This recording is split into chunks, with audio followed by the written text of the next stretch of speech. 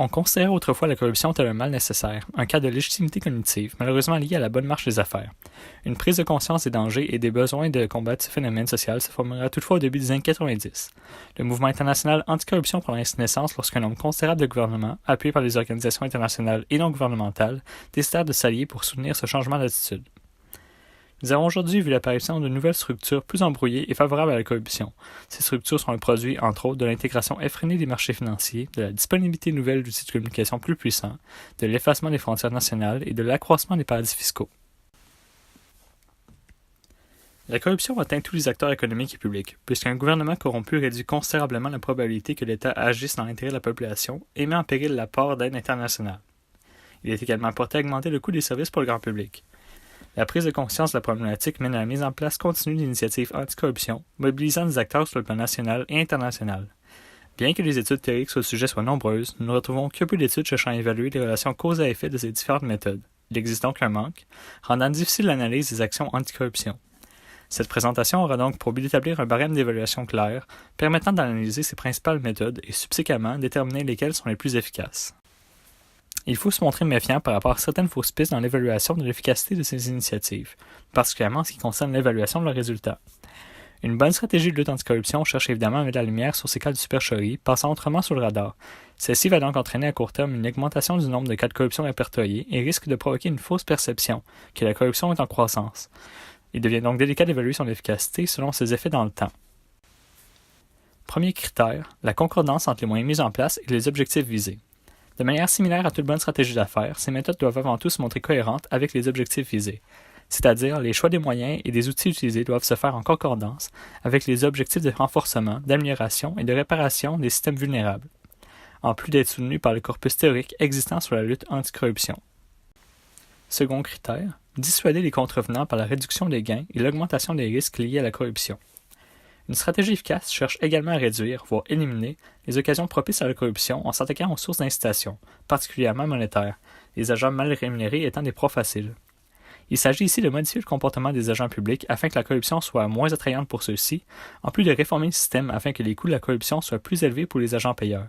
La stratégie efficace se doit aussi de viser une plus grande imputabilité des agents contrevenants, les risques de sanctions légales devant être suffisamment grands pour les dissuader.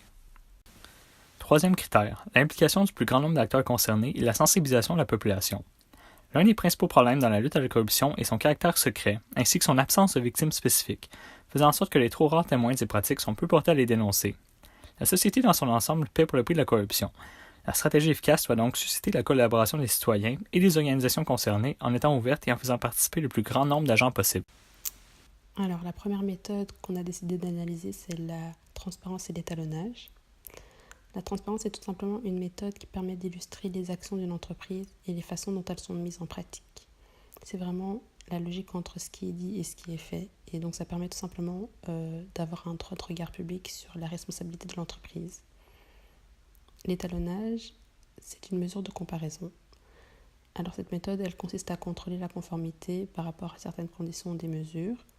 Donc l'analyse du degré de la transparence est faite par rapport à des codes éthiques, des normes entrepreneuriales, environnementales, parfois des mesures fiscales. Et suite à cette analyse, on peut venir implanter de meilleures pratiques pour améliorer les pratiques déjà présentes dans l'entreprise ou alors pour atteindre les objectifs de l'entreprise. Notre deuxième méthode est la formation du personnel. La formation du personnel consiste tout simplement à apprendre de nouvelles approches ou de nouvelles politiques, mais aussi comment réagir face à certaines situations. Dans le cas de la corruption en entreprise, la formation sert à sensibiliser les employés, leur apprendre à réagir face à une situation de corruption. Pour les dirigeants de l'entreprise, la formation servirait à leur montrer comment éviter de se retrouver dans des cas de corruption. La formation devrait les inciter à apporter un changement au niveau de certaines de leurs pratiques entrepreneuriales, dans le but tout simplement d'être le plus transparent possible sur leurs activités. Et pour y arriver, l'application de codes éthiques, l'adoption de certaines normes quant au comportement admissible ou déviant est assez important. Ce système appelé le lanceur d'alerte permet à un employé à l'interne ou un groupe de dénoncer toute pratique douteuse d'un scandale ou d'un risque dont les responsables souhaitent cacher l'existence. Grâce à cette méthode, la transparence de l'organisation est mise de l'avant et est utile à la régulation du marché du travail et ce système amène aussi une bonne gouvernance d'entreprise. Il est primordial de lancer une alerte d'interne pour éviter d'exposer un scandale médiatique. La lancée peut être ouverte, confidentielle ou anonyme. Pour protéger le délateur, la dénonciation doit être faite anonymement. Selon le barème, cette méthode ne répond pas complètement à l'efficacité contre la corruption. Elle n'implique pas un grand nombre d'agents et ne fait pas appel à une autorité supérieure puisque l'employé suit un protocole conçu par l'employeur pour appliquer cette méthode. De plus, elle ne conscientise pas la population étant donné que le système d'alerte se fait à l'intérieur de l'organisation. Nous cherchions à obtenir un point de vue humain et pratique afin de mettre en perspective nos recherches théoriques. Dans le cadre du projet, nous avons eu la chance de conduire une entrevue avec Philippe Gaudreau, spécialiste de la cybersécurité chez la multinationale Rio Tinto.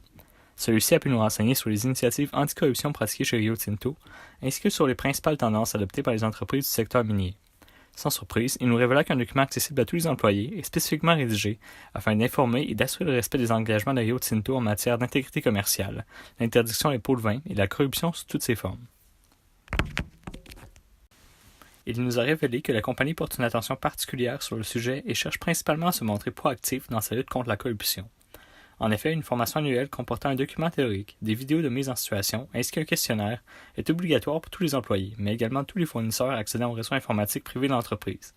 Il n'a pas été en mesure de nous confirmer si les dirigeants doivent également suivre une telle formation. Les résultats de ces formations sont par la suite partagés via le directeur immédiat lors des réunions. Bien qu'il ne fût point en mesure de commenter les cas de corruption ayant été reprochés aux subsidiaires de la compagnie au Royaume-Uni et en Australie, il mit l'emphase sur la culture de l'entreprise, encourageant les employés à dénoncer tout cas de corruption. Un site web fut spécialement conçu à cet effet, nommé Parlez-en Peggy, sur le site intranet global Speak Out. Il leur permet d'appeler, d'écrire ou de rédiger un rapport 24 heures sur 24, 7 jours sur 7, dans pratiquement tous les pays et en toute confidentialité. Fait intéressant, l'élaboration des standards internes anticorruption de Rio Tinto ne semblait pas suivre des normes existantes, telles ISO 37001, selon M. Gaudreau. Elles auraient été rédigées en collaboration avec les équipes légales, le conseil de compétition senior et le comité exécutif de l'entreprise. On constate que les méthodes ciblées répondent à certains des critères du barème, mais pas dans leur totalité. En effet, pour la transparence et la formation, on tente d'impliquer plus d'acteurs. Par contre, ce qui est montré dans les deux méthodes n'est pas toujours en concordance avec les objectifs de l'entreprise. La méthode de délation est la seule qui fait un réel rapprochement entre les mauvaises décisions et le coût monétaire.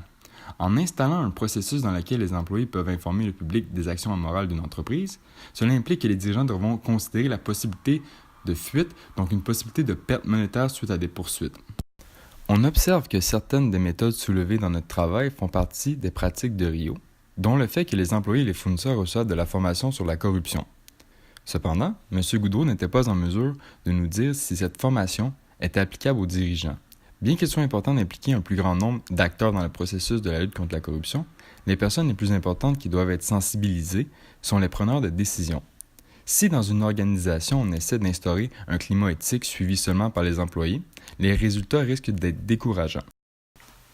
De façon plus globale, un problème majeur pour les entreprises est la compétition déloyale à laquelle elles font face dans les pays émergents. C'est-à-dire qu'il y a énormément de compagnies amorales qui font fi des comportements éthiques, ce qui rend les décisions des entreprises plus difficiles. Une manière d'équilibrer le marché serait avec les investissements socialement responsables. En effet, si les investisseurs prennent conscience des problèmes de la corruption et divergent leurs investissements des compagnies avec de mauvaises pratiques, cela aiderait grandement celles qui tentent d'être éthiques. Bien que l'implantation de ces méthodes puisse avoir un effet positif sur la corruption au sein des entreprises, il demeure certains problèmes d'application. En effet, lorsqu'elles sont implantées, l'entreprise doit s'assurer de leur respect. Non seulement l'entreprise, mais le public peut demander des réponses quant à l'efficacité de ces méthodes. Une façon de confirmer le bon fonctionnement au sein des entreprises serait d'autoriser un audit des méthodes employées par la compagnie. Cet auditeur pourrait par exemple être accrédité comme auditeur interne. Cette méthode de faire permettrait de distinguer les compagnies qui tentent réellement de lutter contre la corruption et les compagnies qui tentent de rehausser leur image sans toutefois changer leur méthode de fonctionnement. En conclusion, bien que les gouvernements aient tenté de s'attaquer au problème de la corruption au début des années 2000 avec des lois comme Sarbanes-Oxley, l'internationalisation du commerce a facilité les occasions d'affaires pour les compagnies amorales. Par ailleurs, il est bien difficile d'évaluer les mesures anticorruption. C'est pourquoi les trois méthodes ont été évaluées selon des barèmes qui tentent d'obtenir un résultat le plus objectif possible. On constate que nos méthodes sont efficaces selon certains critères et un peu moins selon d'autres. En ce qui concerne l'entreprise de Rio, on observe que celle-ci établit ses propres normes selon ses besoins et non selon des standards internationaux. Ce travail nous a amené à la réflexion suivante. Étant donné la croissance fulgurante des technologies et la mondialisation du commerce, il serait important de rester à l'affût des changements dans les pratiques commerciales pour tenter de détecter les nouveaux moyens de corruption.